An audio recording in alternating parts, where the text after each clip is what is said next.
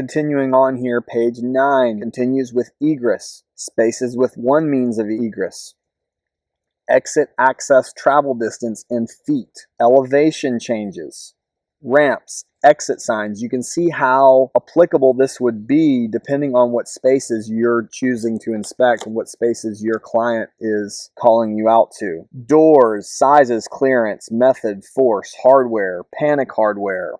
Stairways, handrails. These things come up a lot in homes. They also come up a decent bit in commercial spaces. Think of a movie theater or some sort of event space where you could have a lot of people just rampaging out a hallway or a stairway, a ramp during an emergency. Start to picture these scenarios and how you, as the inspector, and how you can help the owner and manager respond to these kind of scenarios. On to page 12, we have more about guards and accessibility. On page 13, we get into building soils and foundations. 14 is mostly concrete. Concrete continues on into page 15. Wood framing and protection against decay on page 16. Structural panels and trusses on page 17. Steel framing, cold formed, glazing, locations requiring glazing. Windows and skylights, page 19. Suspended ceilings. Who knew there was code for suspended acoustical ceilings?